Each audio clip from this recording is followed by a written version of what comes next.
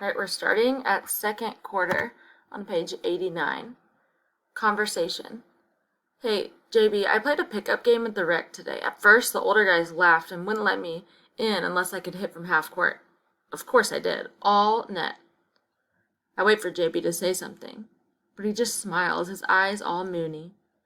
I showed them guys how the Bells ball. I scored 14 points. They told me I should try out for junior varsity next year because I got hops. JB, are you listening? JB nods, his fingers tapping away on the computer, chatting probably with Miss Sweet Tea. I told the big guys about you, too. They said we could come back and run with him any time. What do you think about that? Hello? Earth to JB? Even though I know he hears me, the only thing JB is listening to is the sound of his heart bouncing on the court of love. Conversation. Dad, this girl is making Jordan act weird. He's here, but he's not. He's always smiling. His eyes get all spacey whenever she's around, and sometimes when she's not. He wears your cologne. He's always texting her. He even wore loafers to school. Dad, you gotta do something. Dad does something. He laughs. Filthy, talking to your brother right now would be like pushing water uphill with a rake, son. This isn't funny, Dad. Say something to him, please. Filthy. If some girl done locked up JB, he's going to jail. Now let's go get some donuts. Basketball rule number 5. When you stop playing your game, you've already lost. Show off. Up by 16 with 6 seconds showing, JB smiles, then struts, sidesteps, stutters, spins, and sinks a 6 slick sliding, sweet 7-foot shot. What a show off. Out of control. Are you kidding me? Come on, ref. Open your eyes. Ray Charles would have seen that kid walked. Call the traveling violation. You guys are terrible. Mom wasn't at the game tonight, which meant that all night Dad was free to yell at the officials, which he did. Mom calls me into the kitchen after we get home from beating St. Francis. Normally, she wants me to sample the macaroni and cheese to make sure it's cheesy enough, or the oven-baked fried chicken to make sure it's not greasy and stuff. But today on the table is some gross-looking orange creamy dip with brown specks in it. A tray of pita bread triangles is beside it. Maybe Mom is having one of her book club meetings. Sit down, she says. I sit as far away from the dip as possible. Maybe the chicken is in the oven. Where's your brother, she asks. Probably on the phone with that girl. She hands me a pita.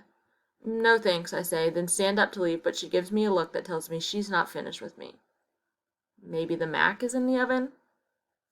We've talked to you two about your grandfather, she says. He was a good man. I'm sorry you never got to meet him, Josh. Me too. He looked cool in his uniforms. That man was way past cool. Dad said he used to curse a lot and talk about the war. Mom's laugh is short, then she's serious again. I know we told you Grandpa died after a fall, but the truth is he fell because he had a stroke. He had a heart disease. Too many years of bad eating and not taking care of himself, and so, what does this have to do with anything, I ask? Even though I think I already know. Well, our family has a history of heart problems, she said, so we're going to start eating better, especially Dad, and we're going to start tonight with some hummus and pita bread. For my victory dinner? Josh, we're going to try to lay off the fried foods and Golden Dragon. And when your dad takes you to the recreation center, no Pollards or Krispy Kreme afterward, understand? And I understand more than she thinks I do. But is hummus really the answer? 35-18 is the final score of Game 6. A local reporter asked JB and I how we got so good. Dad screams from behind us. They learned from the man. The crowd of parents and students behind us laughs. On the way home, Dad asks if we should stop at Pollard's. I tell him I'm not hungry, plus I have a lot of homework, even though I skipped lunch today and finished my homework during halftime. Too good. Lately, I've been feeling like everything in my life is going right. I beat JB in Madden, our team is undefeated, I scored an A+ on the vocabulary test, plus Mom's away at a conference, which means so is the assistant principal. I am a little worried, though, because, as Coach likes to say, you can get used to things going well, but you're never prepared for something going wrong. I'm on free throw number 27. We take turns switching every time we miss. JB has hit 41. The last 12 in a row. Filthy, keep up, man, keep up, he says. Dad laughs loud and says, Filthy, your brother is putting on a free throw clinic. You better... And suddenly he bows over, a look of horror on his face, and starts coughing while clutching his chest. Only no sound comes. I freeze. JB runs over to him. Dad, you okay? He asks. I still can't move. There's a stream of sweat on Dad's face. Maybe he's overheating, I say. His mouth is curled up like a little tunnel. JB grabs the water hose, turns the faucet on full blast, and sprays Dad. Some of it goes in Dad's mouth. Then I hear the sound of coughing, and Dad is no longer leaning against the car. Now he's moving toward the hose and laughing. So is JB. Then Dad grabs the hose and sprays both of us. Now I'm laughing too, but only on the outside. He probably just got something stuck in his throat, JB says when I ask him if he thought Dad was sick and shouldn't we tell Mom what happened. So when the phone rings, it's ironic that after saying hello, he throws the phone to me because even though his lips are moving, JB is speechless, like he's got something stuck in his throat. Ironic. Having a curious or humorous unexpected sequence of events marked by coincidence. As in, the fact that Bondi hates astronomy and his mom works for NASA is ironic. As in, it's not ironic that Grandpa died in a hospital and Dad doesn't like doctors. As in, isn't it ironic that show-off JB with all his swagger is too shy to talk to Miss Sweet Tea, so he gives me the phone? This is Alexis. May I speak to Jordan? Identical twins are no different from everyone else, except we look and sometimes sound exactly alike. Phone conversation. I subbed for JB. Was that your brother? Yep, that was Josh. I'm JB. I know who you are, silly. I called you. Right. You have any siblings, Alexis? 2 sisters. I'm the youngest. And the prettiest. You haven't seen them. I don't need to. That's sweet. Sweet as pomegranate. Okay, that was random. That's me. Jordan, can I ask you something? Yep. Did you get my text? Yeah. So, what's your answer? My answer? I don't know. Stop being silly, Jordan. I'm not.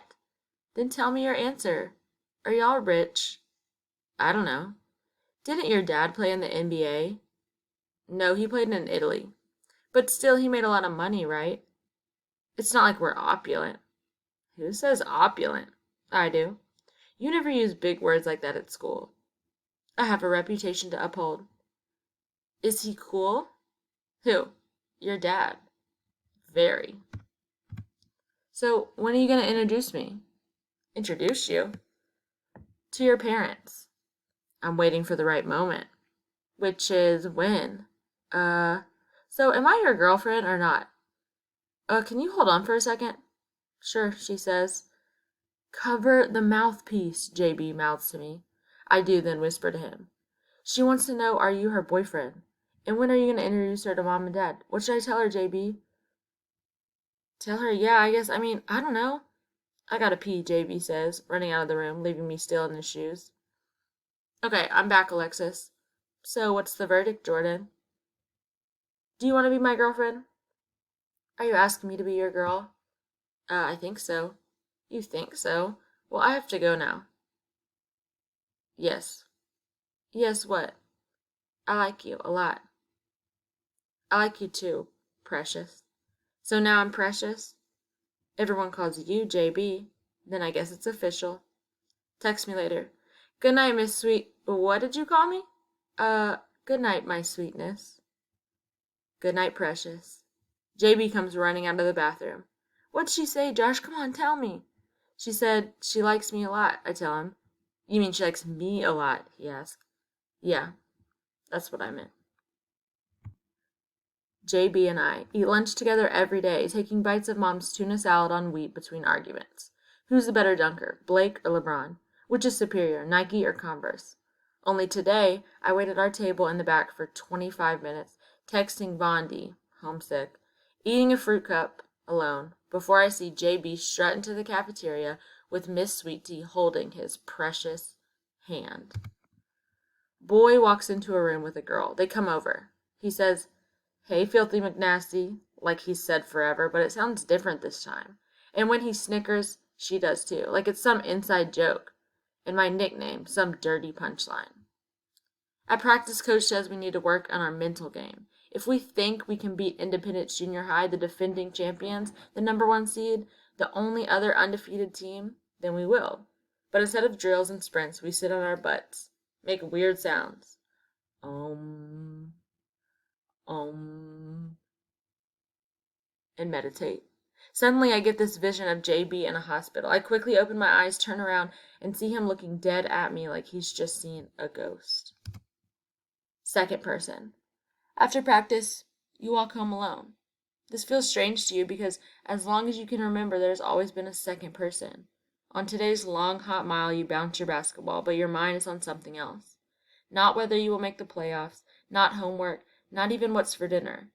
You wonder what JB and his pink Reebok-wearing girlfriend are doing. You do not want to go to the library, but you go, because your report on the giver is due tomorrow, and JB has your copy. But he's with her, not here with you, which is unfair because he doesn't argue with you about who's the greatest, Michael Jordan or Bill Russell, like he used to. Because JB will not eat lunch with you tomorrow or the next day or next, because you are walking home by yourself and your brother owns the world. Third wheel. You walk into the library, glance over at the music section. You look through the magazines. You even sit at a desk and pretend to study. You ask the librarian where you can find the giver. She says something odd. Did you find your friend?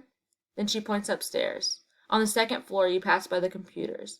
Kids checking their Facebook, more kids in line waiting to check their Facebook.